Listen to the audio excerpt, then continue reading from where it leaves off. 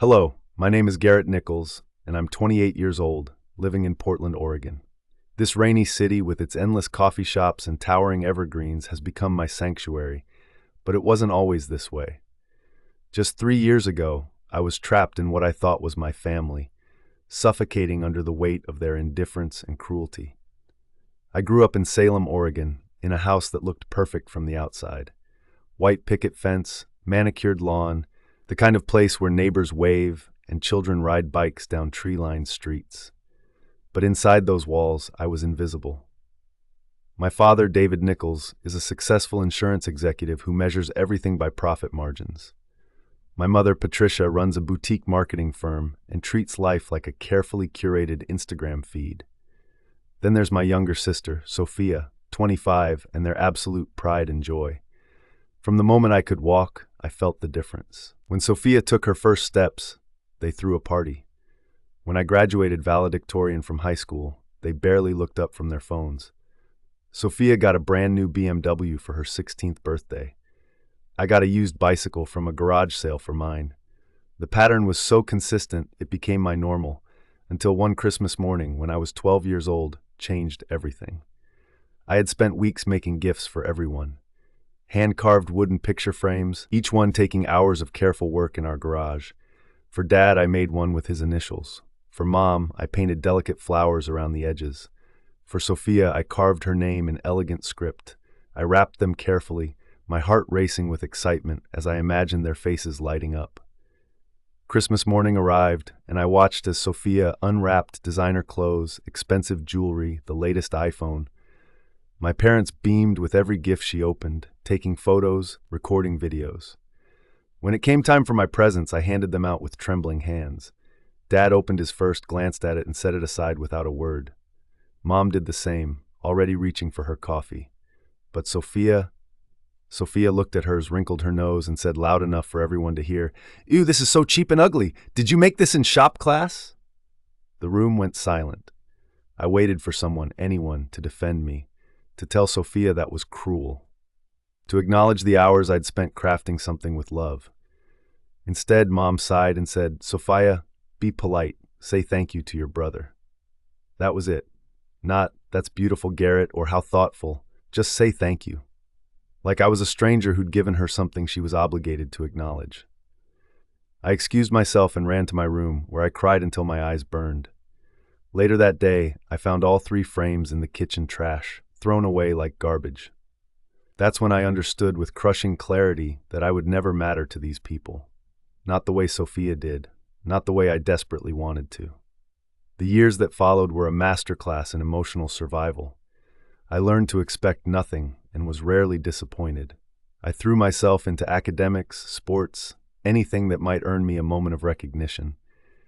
I graduated as valedictorian, earned a full scholarship to Oregon State University, and later landed a prestigious job at a tech company in Portland.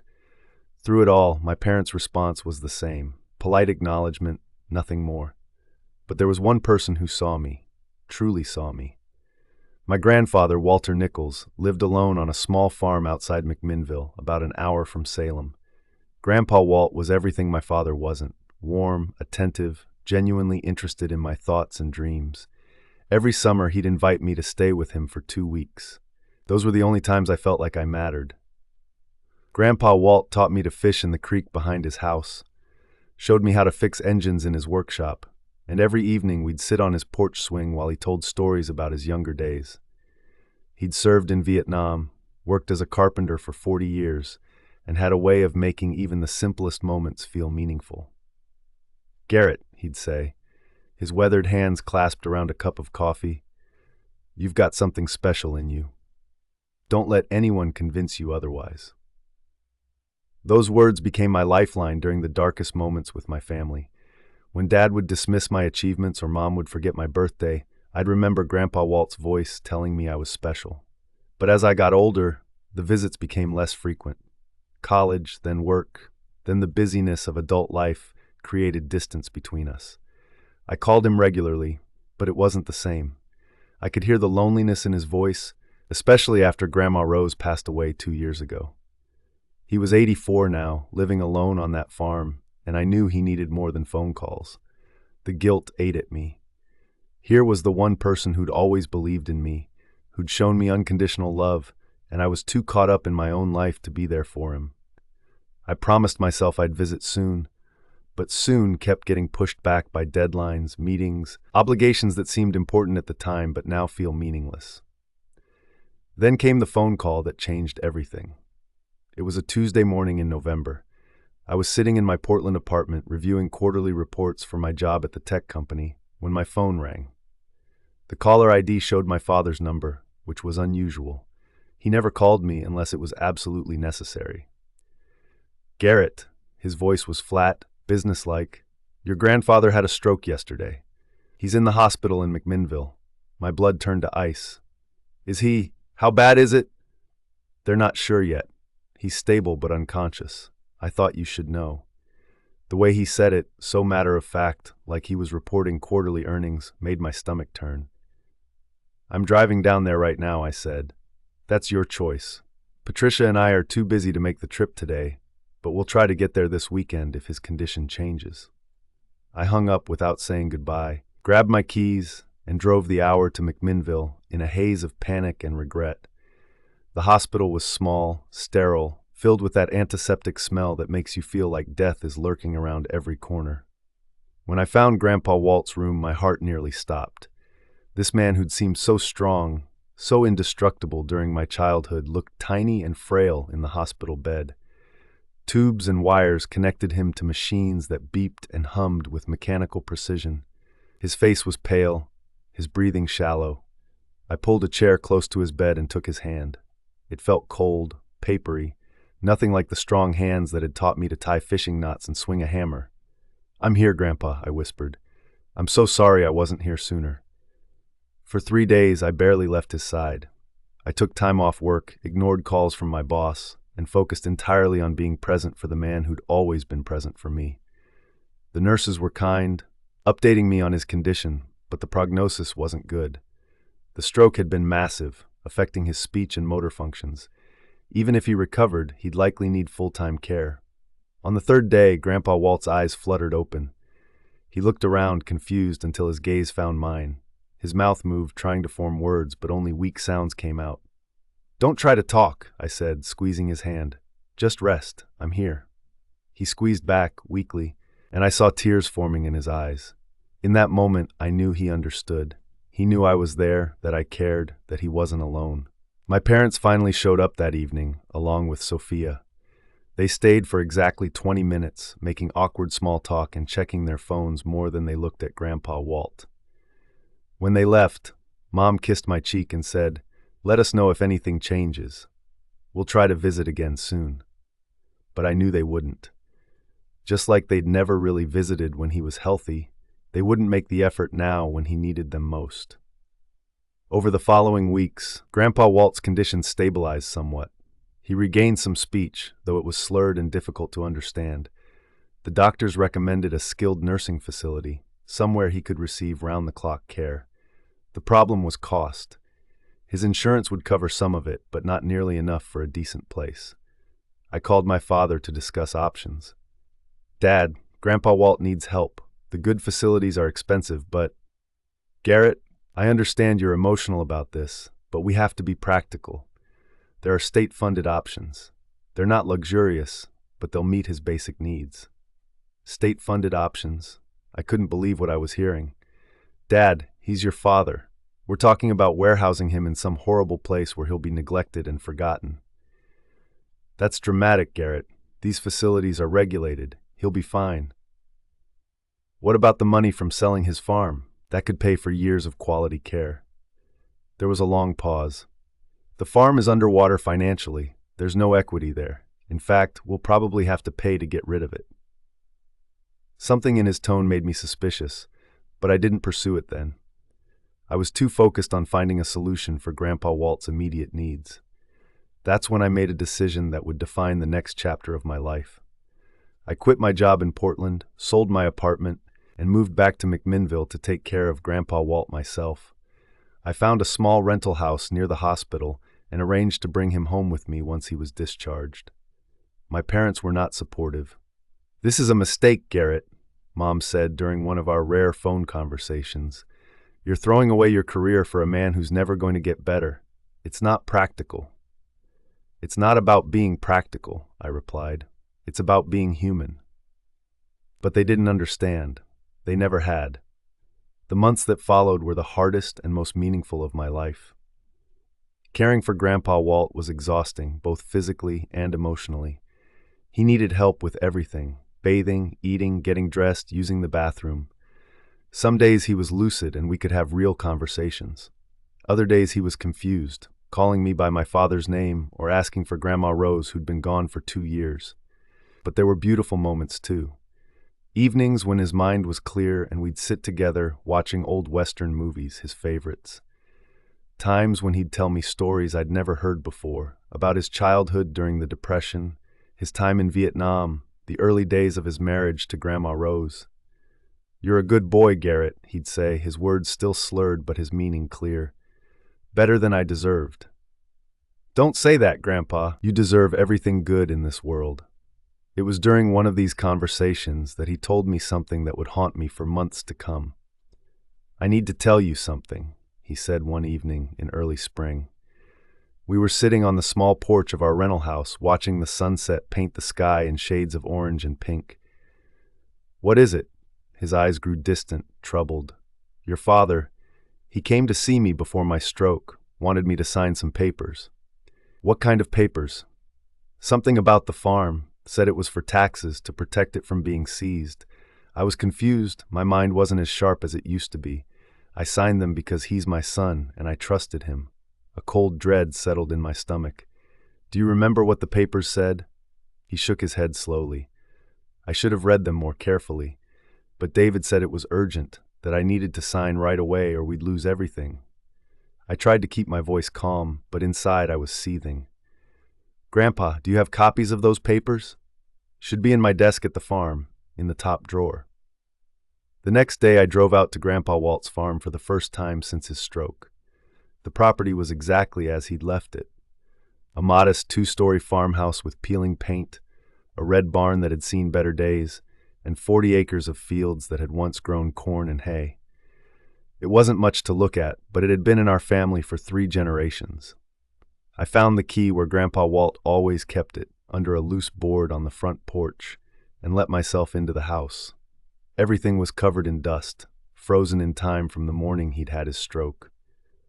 His coffee cup still sat on the kitchen table, his reading glasses folded beside yesterday's newspaper. In his study I found the desk he'd mentioned. The top drawer was locked, but I knew where he kept the key.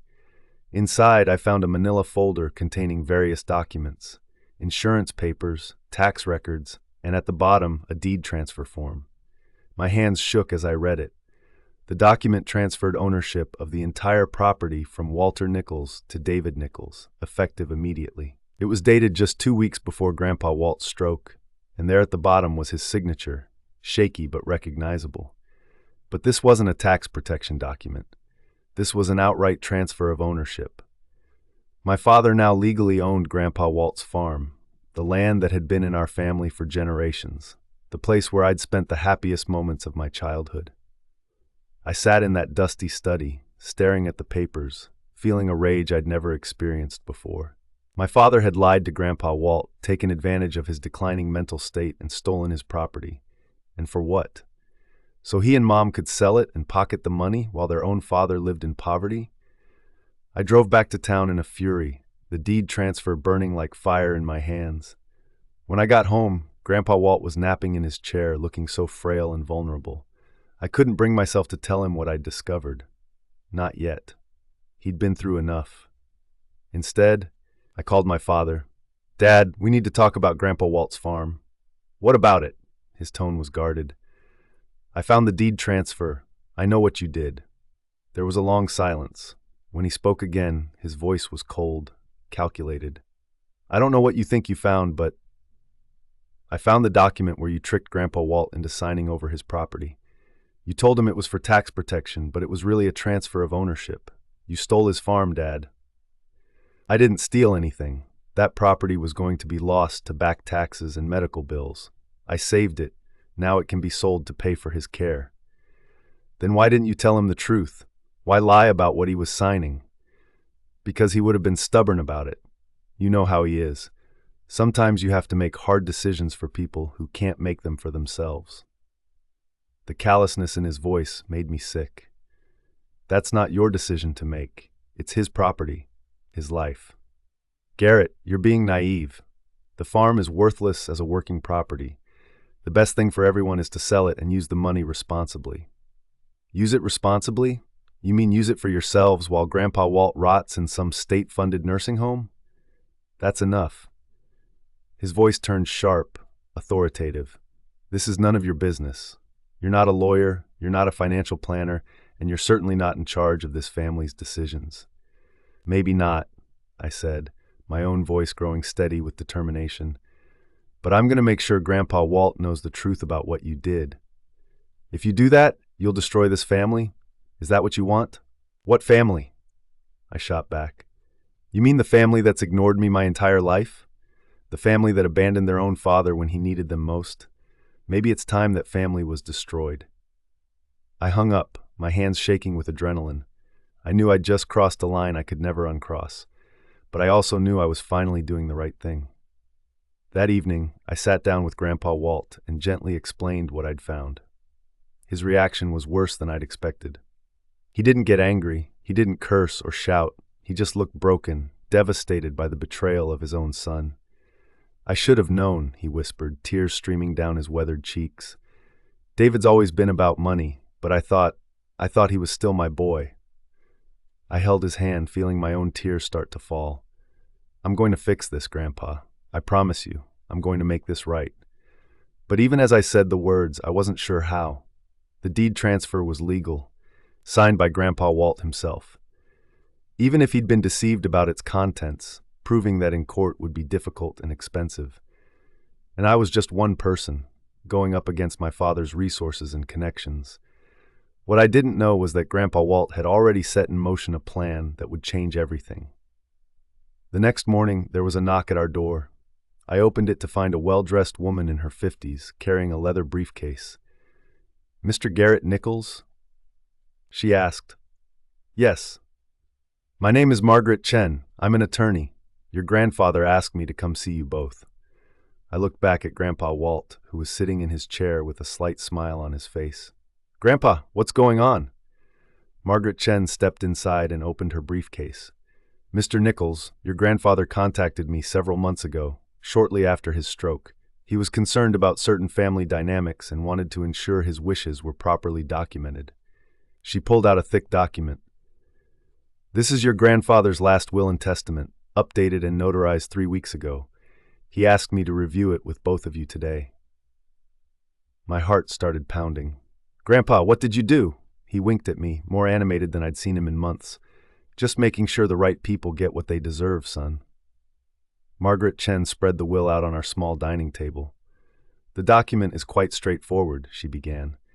"Mr. Walter Nichols leaves his entire estate, including any property currently or formerly owned by him, to his grandson Garrett Nichols." I stared at the papers, not understanding.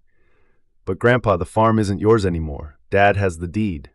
Margaret Chen smiled. "That's where it gets interesting. Your grandfather also signed this." She produced another document. "This is a formal complaint alleging elder abuse and fraud in the procurement of the deed transfer. Your grandfather has detailed exactly how he was deceived into signing over his property."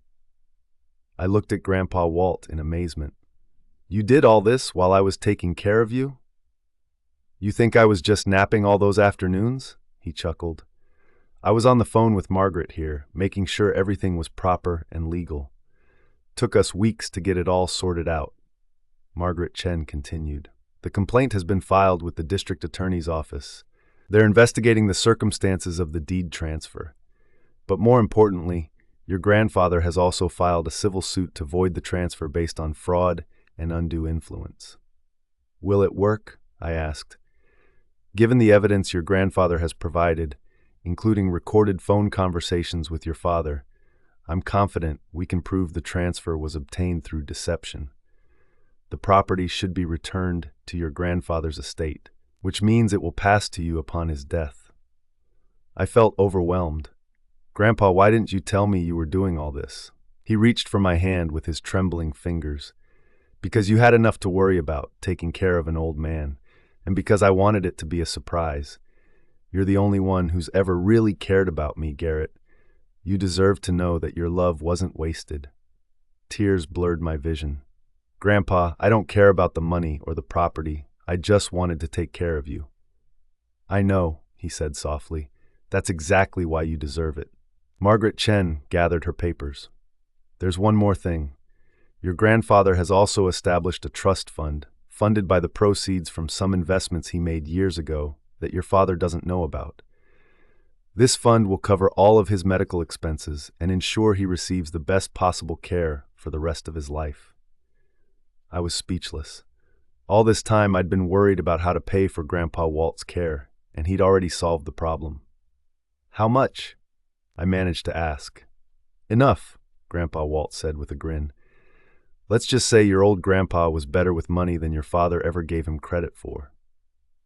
The legal process took several months, but Margaret Chen was right. The evidence of fraud was overwhelming, and my father's lawyer advised him to settle rather than face criminal charges.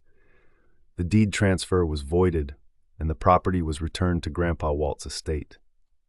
During this time, my relationship with my parents and Sophia deteriorated completely. They blamed me for turning Grandpa Walt against the family and accused me of manipulating an elderly man for financial gain. The irony was stunning, but not surprising. My father called me one last time, his voice full of venom. You've destroyed this family, Garrett. I hope you're proud of yourself. I didn't destroy anything, I replied calmly. I just stopped letting you get away with destroying Grandpa Walt. Don't expect to be welcome at family gatherings anymore. As far as we're concerned, you're no longer our son. Good, I said, and meant it. I never really was anyway. Grandpa Walt passed away peacefully in his sleep on a warm June morning, exactly 1 year after his stroke. I was holding his hand when it happened, and his last words to me were, "Thank you for giving an old man the best year of his life." The funeral was small but meaningful. A few of his old friends from the farm community, some neighbors, Margaret Chen, and me. My parents and Sophia didn't attend. They were too busy, according to the text message Sophia sent me. At the reading of the will, I inherited everything: the farm, the trust fund, and a letter Grandpa Walt had written specifically for me. Dear Garrett, it read, by the time you read this, I'll be with your Grandma Rose again, and we'll both be watching over you with pride. You showed me what real love looks like when you gave up your life in Portland to take care of me. You didn't do it for money or recognition. You did it because it was right. I want you to know that this past year, having you with me every day, has been the greatest gift of my life. You reminded me that I mattered, that my stories were worth hearing, that I was worth caring for. You gave me dignity when others would have warehoused me and forgotten about me. The farm is yours now, and I hope you'll find happiness there. But more than that, I hope you'll remember that the love you showed me wasn't wasted. Real love never is. Use what I've left you to build a life that makes you proud, and know that somewhere your old grandpa is cheering you on. You are loved, Garrett. You always have been. You always will be. I sat in Margaret Chen's office, tears streaming down my face as I finished reading. She handed me a tissue and smiled kindly. He was very proud of you, she said. He talked about you constantly during our meetings, how you'd given up everything to care for him, how you never complained, how you made him laugh even on his worst days. I inherited more than I'd ever imagined. The farm, it turned out, was worth nearly $1 million due to its development potential. The trust fund contained another $500,000. Grandpa Walt had been quietly investing for decades, and his modest lifestyle had hidden considerable wealth. But the real inheritance was something much more valuable: the knowledge that I was capable of love, sacrifice, and doing the right thing even when it was difficult. I'd spent my whole life feeling worthless, invisible, undeserving of love. Grandpa Walt had shown me that wasn't true. I moved back to the farm and began the process of restoring it. The house needed work, the barn required major repairs, but every nail I hammered, every board I replaced, felt like an act of love and remembrance. I quit the corporate world entirely and started a small business restoring vintage farm equipment, something Grandpa Walt had taught me to do during those summer visits. 6 months after Grandpa Walt's death, I received an unexpected visitor. I was working in the barn when I heard a car pull up the gravel driveway. Through the open door, I saw Sophia getting out of her BMW. She looked around uncertainly, as if she wasn't sure she was in the right place. When she saw me, she waved hesitantly. "Hi, Garrett." "Sophia." I set down my wrench and walked over to her. "What brings you here?" She looked uncomfortable, shifting her weight from foot to foot. "I wanted to talk to you about everything." I gestured toward the porch. "Want to sit down?" We sat on the same porch swing where Grandpa Walt and I had spent so many evenings talking. For a moment, neither of us spoke. "The farm looks good," she said finally. "It's getting there. Lots of work still to do. Garrett, I owe you an apology." Her voice was quiet, uncertain. "For how we treated you growing up. For not standing up for you. For everything." I looked at her, trying to read her expression. "What brought this on?" She sighed deeply. "Mom and Dad are getting divorced. Did you know that?" "I didn't, but I wasn't entirely surprised." "I'm sorry to hear that." "The thing is, without Grandpa Walt's money, they're struggling financially. Dad's business isn't doing well, and Mom's spending has gotten out of control. They're fighting constantly, blaming each other for losing the farm, for losing you." "They didn't lose me, Sophia. They threw me away." She nodded, tears forming in her eyes. "I know, and I was part of it. I was so used to being the favorite that I never thought about how cruel we were being to you." "Why are you telling me this now?" "Because I realized something. You were the only one who really loved Grandpa Walt. You gave up your whole life to take care of him while the rest of us couldn't be bothered to visit. And now you're the only one who has anything meaningful left from him." She paused, wiping her eyes. "I don't want his money if that's what you're thinking. I miss having a brother. I miss the idea of having a family that actually cares about each other." I felt a mix of emotions. Anger at the years of mistreatment, sadness for the family we could have been, and a small glimmer of hope that maybe something could be salvaged. "Sophia, I appreciate you coming here and saying this, but I need you to understand something. I'm not the same person I was growing up. I'm not desperate for your approval anymore. I found my own worth." "I know," she said quietly, "and I'm proud of you for that. I'm proud of what you did for Grandpa Walt. I was hoping maybe we could start over. Not as the family we were, but as the family we could be." I looked out at the fields where Grandpa Walt had taught me to drive his old tractor, where we'd walk together on summer evenings, talking about life and dreams. I thought about the letter he'd left me, about real love never being wasted. "I'm willing to try," I said finally. "But it has to be real, Sophia. No more games, no more favorites, no more cruelty disguised as jokes. If we're going to be family, we have to actually treat each other like family." She nodded eagerly. "I want that. I really do." It wasn't a miracle transformation. Rebuilding a relationship after decades of dysfunction takes time, patience, and constant effort. But Sophia kept coming to visit, helping with small projects around the farm, listening to my stories about caring for Grandpa Walt. Slowly, carefully, we began to build something new. Not the family I dreamed of as a child, but something honest and real. Sophia had to learn to see me as a person rather than an inconvenience, and I had to learn to trust that her efforts were genuine. My parents, on the other hand, never reached out. Their divorce was bitter and expensive, and according to Sophia, they blamed each other for losing Grandpa Walt's inheritance. The irony was that they still didn't understand they'd lost something far more valuable than money. They'd lost the chance to have a real relationship with a man who'd loved them unconditionally. 2 years after Grandpa Walt's death, I was working in the vegetable garden he'd planted behind the house when I found something that made me stop and smile. Growing wild among the tomatoes and peppers were sunflowers, tall and bright yellow, reaching toward the sky. I'd never planted sunflowers, and neither had Grandpa Walt in recent years. But there they were, growing from seeds that must have been dormant in the soil for years, waiting for the right conditions to bloom. It felt like a message from him, a reminder that good things can grow even in forgotten places, that love planted years ago can still bear fruit. That evening I called Sophia and told her about the sunflowers. She listened quietly, then said, "Garrett, I think Grandpa Walt would be proud of what you've built here. Not just the farm, but everything. The way you've made peace with the past, the way you've chosen to move forward instead of staying angry." "I learned it from him," I said. "He could have been bitter about the way Dad treated him, about being forgotten and ignored, but he chose love instead. Even at the end, even after everything, he chose love." "I want to choose love too," Sophia said, "for whatever time we have left." As I write this, it's been 3 years since Grandpa Walt passed away. The farm is thriving, my small business is growing, and I've found a peace I never thought possible. Sophia and I have a real relationship now, built on honesty and mutual respect rather than obligation and resentment. I think about him every day, especially in the evenings when I sit on the porch swing and watch the sunset paint the sky in brilliant colors. I can almost hear his voice in the wind through the trees, telling me stories, sharing his wisdom, reminding me that I'm loved. The greatest gift he gave me wasn't the farm or the money. It was the knowledge that I was worthy of love, that my sacrifices mattered, that choosing compassion over bitterness is always the right path.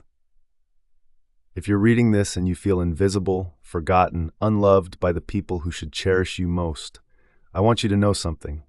Your worth isn't determined by their blindness. There are people in this world who will see you, value you, love you for exactly who you are. Sometimes you have to wait for them. Sometimes you have to create your own family from the people who choose to show up for you.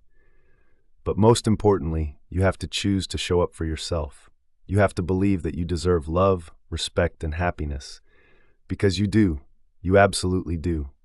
And somewhere, in a place beyond our understanding, an old man with weathered hands and a heart full of love is cheering you on, just like my Grandpa Walt is cheering for me.